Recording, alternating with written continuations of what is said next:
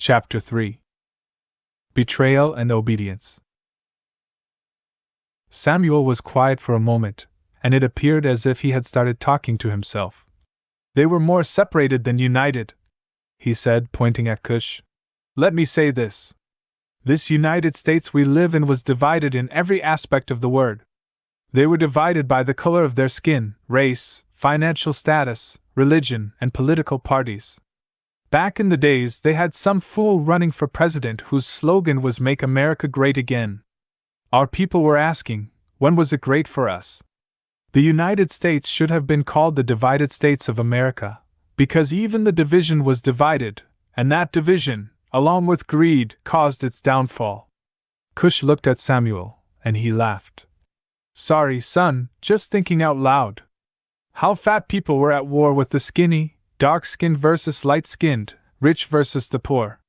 Single mothers versus wives. But never mind that for now."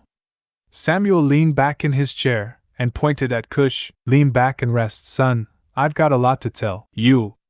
As he continued, "This was before they made these bubbled cities, but it wasn't until King Joseph of Old Ireland became king that the word Wakatilians was first mentioned in modern history books. Now don't misunderstand, we got away from having authority figures like kings, queens, presidents, and all that during the Latronculian War, or some would call it, World War III. Samuel waved his hands in the air carelessly, but old King Joseph was the great-great-grandson of someone who was of the so-called royal family back in the days, and he did something extra special to, or for the Abenians to reclaim that title. Anyways, Mr. King Joseph was just a simple Kompyutan," Samuel said with his fingers up to motion quotes, before saying, "He had that special DNA, elite tier 1 shit, and thought he was number 1 and hated any type of authority other than his own. They also knew him as a cold-hearted, self-centered, arrogant, narcissistic, egotistical, and drunken whoremonger, and any other negative term you can find. Until he met Chi from the clan of Kamaria, it was often said that he wasn't the brightest light in the room, if you know what I mean." Cush said, "No, I don't." Samuel shook his head. "It means he wasn't too bright." But Chi, on the other hand, was a strong Wakatilian woman who demanded respect and never settled for anything less. She was the total opposite of her oldest sister, Ella, a concubine slave by choice, who was already in King Joseph's palace. She was the Queen of Ireland for 3 years, give or take a couple of months, when she was murdered as the first wife of King Joseph and given the title of Greatest Maiden Peer of Old Ireland. Samuel became animated. Cush laughed at Samuel, as he talked in a European dialect, and Samuel smiled back at him. "You see, in ancient England they had a system whereby your inheritance gave you a special position. This inheritance classified you as being royalty, and King Joseph adopted this same system when he came into power." Samuel scratched his head. Or was it his father? Anyways, King Joseph is the one who married our ancestor. They brought back this system, but it died before King Joseph's death. However, their marriage and her execution made her a historical figure in the first political and religious upheaval that led to the Kompyutans' separation from Abenian authority and rule. She was the daughter of Shaka and his wife Lizzie. Lizzie was from Southern Ireland, a proud descendant of the Twa tribe. Chi wasn't her real name. Her real name was Anaya, but everyone called her Chi for future references. You can call her Queen Anaya, the first. We'll get to the other two later. Samuel paused. "You see, back then, the Abenians, hell everyone, saw Wakatilians as inferior and as nothing more than property. So, you can imagine how they felt about Queen Chi, a Wakatilian woman who was now married to their king. Things were never easy for Queen Chi. She had to endure countless attempts on her life, including an assassination attempt by her own sister Ella. Queen Chi had to be vigilant and on her toes at all times, but despite all the dangers and difficulties, she remained a strong and influential leader." Cush listened intently to Samuel's story, fascinated by the rich history and the struggles that his ancestor had endured. As Samuel continued his tale, Cush felt a deep sense of pride in his heritage and the legacy of his people. He knew that the road ahead would not be easy, But he was inspired by the resilience and determination of his people, and he was ready to carry on their legacy of unity and equality for all people. Samuel pulled out his footstool and rested his legs.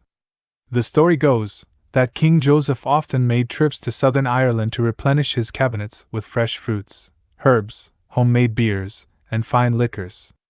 There, he met Chi and fell madly in love with her, not caring that she was Wakatilian, because as always, it was against the law to marry one. He could have had her as a slave, but he wanted her love. So, he began pursuing her, but she resisted his attempts to seduce her, and she definitely refused to be anyone's concubine, because her dreams were to become an influential leader of her people. She rejected all his advancements, and respectfully confronted the king. It soon became the one object of King Joseph's desire to change his whoremonger ways. To marry Chi. Samuel paused. Let me stop right there. You can't make a hoe into a housewife. In this case, a husband, for she knew who he was, but ignored the signs.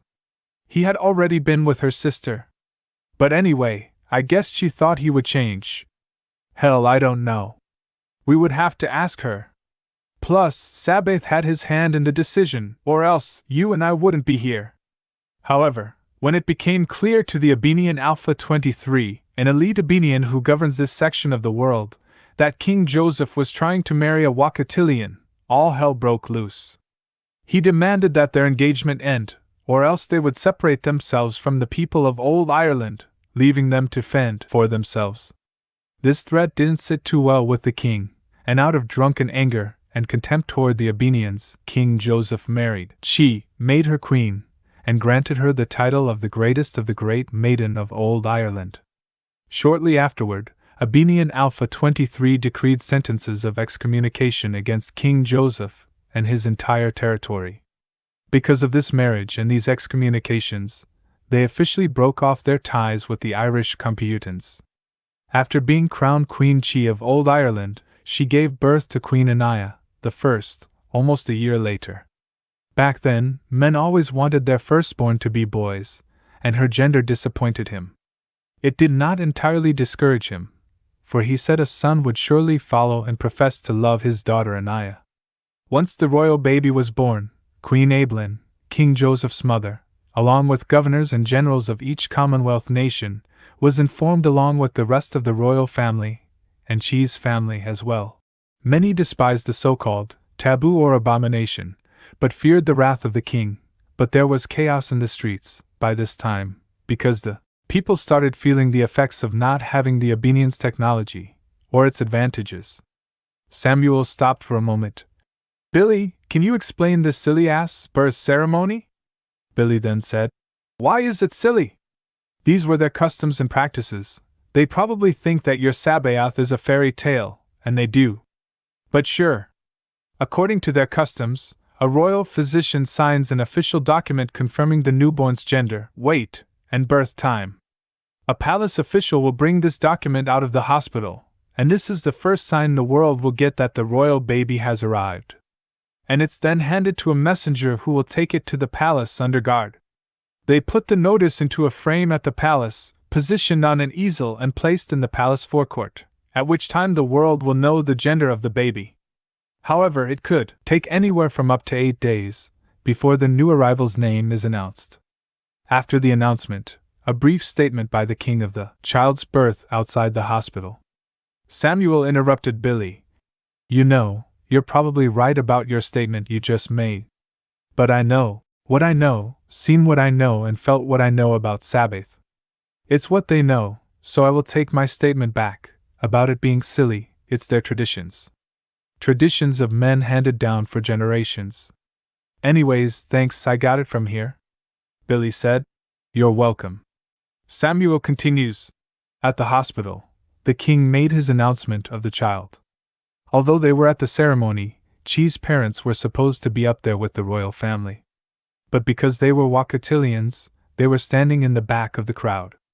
They minted 5,000 silver pennies to mark the royal birth. Samuel pulled a silver penny out of his pocket and handed it to Cush. Like this one.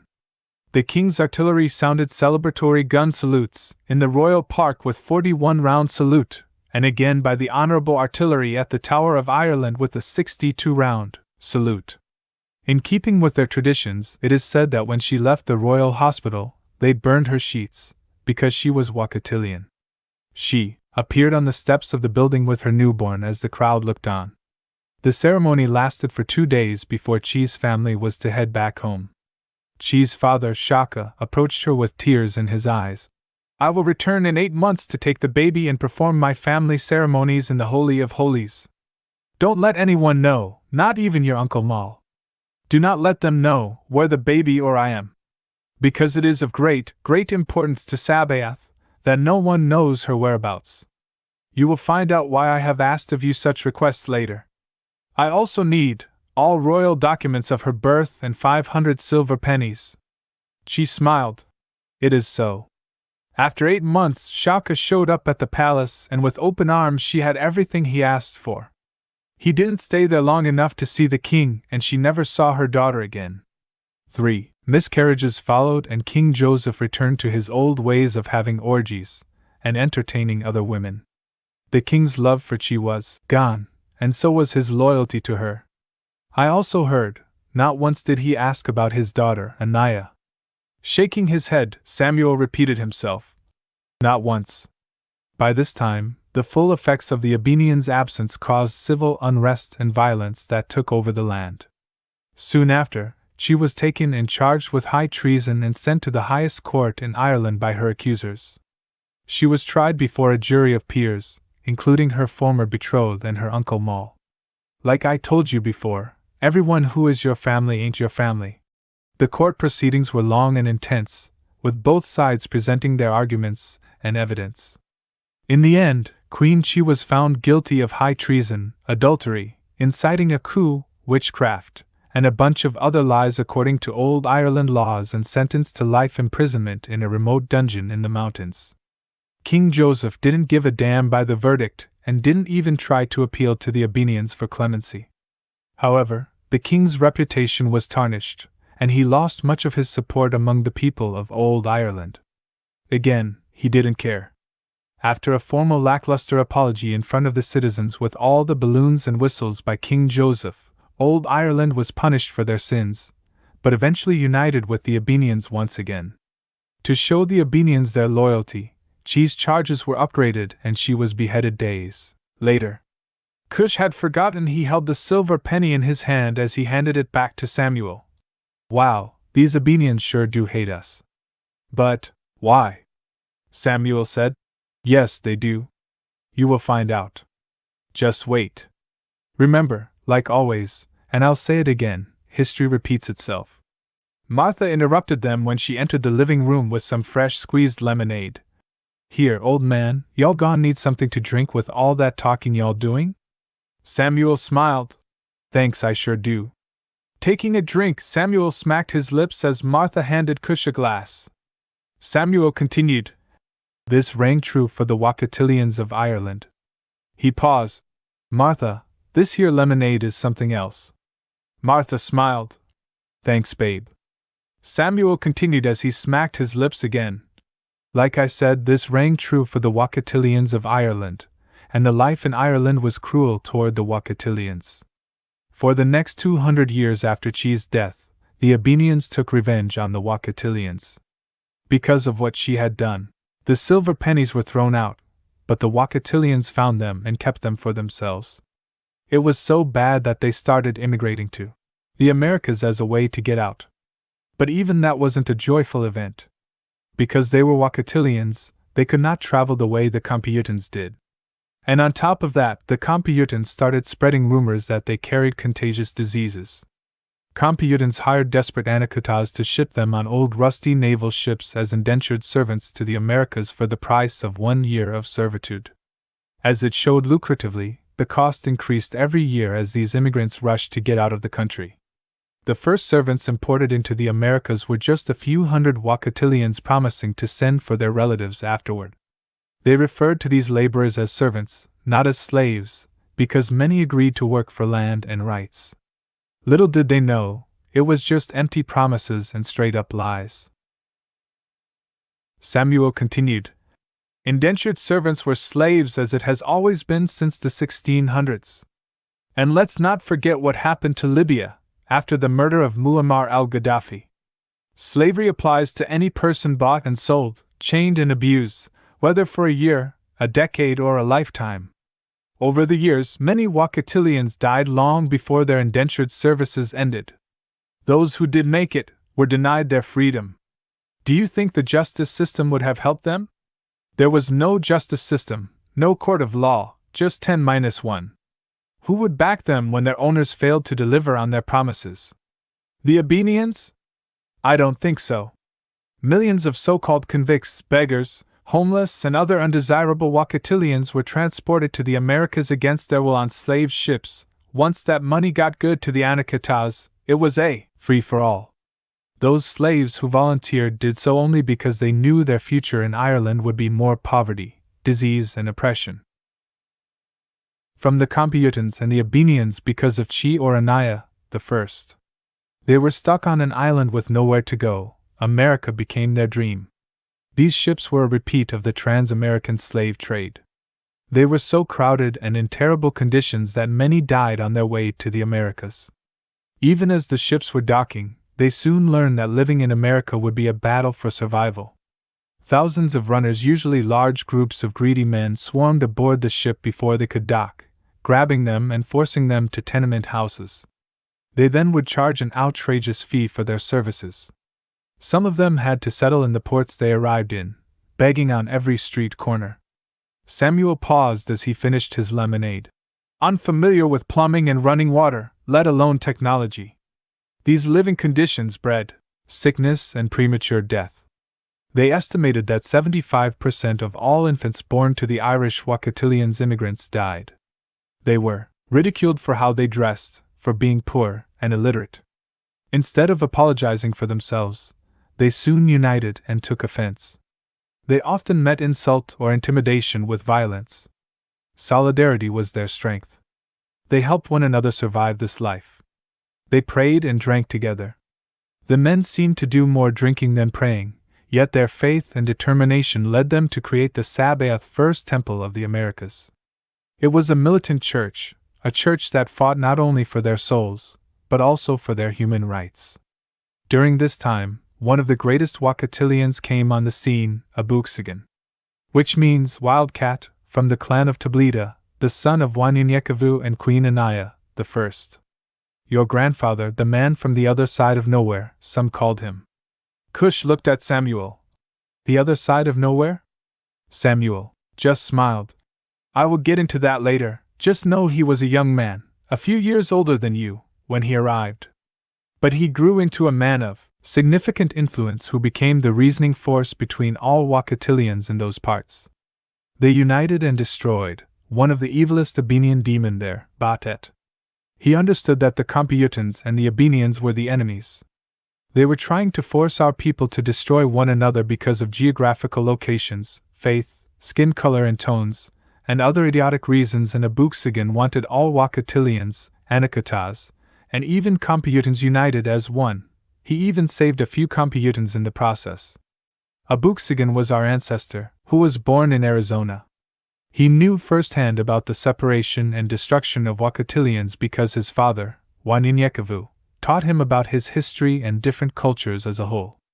Being the son of Queen Anaya, the first who was half Kompyutan and half Wakatilian, they nicknamed them many names like half-breed and a few others, but they called themselves mestizos. And that's how that name came to be. The mestizos were a unified force. That was an exceptional group of people who were well trained in the art of war created by Sabaoth himself, called Poing de Dia or Hands of God, but he was also well trained in the art of peace. By this time, many mestizos were very well respected and feared in the West. The mestizos were created when Chi's father, Shaka, was visited by a servant of Sabaoth a few months before Chi's death named Mletsi. Cush interrupted Samuel before he could finish. Dandaddy? Samuel said. Yes, son, the same one. Cush asks, how old is he? Samuel said, when Sabaoth said, let us create man in our image? It was Mletsi and Shika he was speaking to. Cush leaned back in his chair as Samuel continued. Letzi told Shaka to send Anaya to the Americas right before her mother's death to his brother's land, where she later married Wanyinyekevu. However, it was told to her uncle Mal that a renegade Abenian murdered her, as they obeyed the word of Sabaoth. Shaka didn't go himself, but sent his bravest warriors to a reservation in the far western part of the Americas in the old town of Tucson, Arizona. It was there she would meet Wanyinyekevu, a Wakatilian warrior, a Louisiana prince who came to Arizona seeking the power and glory of Sabaoth. Samuel continued with his story, telling Cush about how the Wakatilians eventually formed their own nations, and each nation separated into clans and refused the term Wakatilians. The nations were founded on the principles of unity, equality, and justice for all its people, regardless of their background. The nations thrived and prospered, and it became a beacon of hope and inspiration for all oppressed people around the world. Samuel looked at Cush and saw that his eyes were becoming heavy. "That's enough for today, and I've gotten off track. Anyways, go get you some rest, and we will continue tomorrow." Cush got up early the following day and did his chores around the house hastily, rushing to get to his grandfather's house. He skipped breakfast, because he knew Big Ma always prepared a feast whenever she cooked. He ran to his grandfather's house less than a quarter of a mile, until he saw the front door. There was a 6-foot-high fence that ran along the pathway. He saw Gemini standing there staring at him, smiling and waving. "Good morning, Gemini!" The horse stomped his hoofs into the ground and shook his head. Cush was excited and smiled as he got closer to his grandfather's door. Samuel's stories were so vivid and clear to Cush, as if he could see the characters in real life and in real time. Knocking on the door, he was met by his little cousins, Cliff, nicknamed Sweets, and Ron, whose nickname was Baby Bruh. Cliff was 5 years old, and the oldest of the two brothers, but wherever you saw Cliff, you saw Ron running behind him. Cliff had the door cracked open and a delicious aroma came rushing out that had Cush's mouth watering. Ron throws open the door the rest of the way, standing in the middle of the doorway, half-dressed. "What you want?" said Ron, blocking Cush from entering the house. "It's Cush!" shouted Cliff. "Little boy, get in here with no clothes on." It was Mama Sook, Big Ma's best friend, grabbing Ron by the hand and moved him out of the way. "Good morning, Mama Sook," Cush said. Mama Sook smiled. "Good morning, child." A loud voice came out of the kitchen. "Sweets! What I done told you about opening that there door. Sook, bring that naked-ass boy here. I'm so tired of telling that boy the same thing." Hearing Big Ma's voice in a stern voice. "Who's at that door, this time of the morning?" Cush shouts. "Morning, Big Ma, it's me." Recognizing his voice, Big Ma shouts. "Oh, hey Cush, I forgot you and Samuel were talking. Get Baby Bruh, and you and Sweets come on in and wash up. Breakfast will be ready in about 10 minutes. Samuel was at the table drinking coffee and listening to some recordings. He paused the recording. "Good morning, Cush." Cush smiled. "Morning, Dandaddy." Samuel smiled back. "Sit down and drink a cup of coffee with me." Big Ma overheard the conversation. "Samuel, don't you give that boy no coffee. He'll be running around here like a chicken with its head cut off." Samuel winked at Cush. "Hush yo fuss, bae, I ain't gonna give that boy no coffee," as he secretly poured a little coffee in his saucer and passed it to Cush, saying, "A little coffee ain't never hurt nobody." Samuel smiled at Cush, as he called out, "Baby Bruh, come here." Ron came running in. Samuel took a long drag from his favorite King Edward cigar, that was resting in an ashtray and blowing the smoke into Ron's hair. "Your hair is on fire, Baby Bruh, look," Samuel said as he showed Ron a small mirror. Ron ran out screaming and laughing. Big Ma then yelled out, "Y'all come get some teat," a word used in these parts that meant something to eat.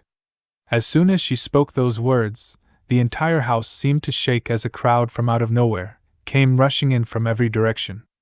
The youngest sat on the floor with their back against the cabinet, making a path for people to pass through.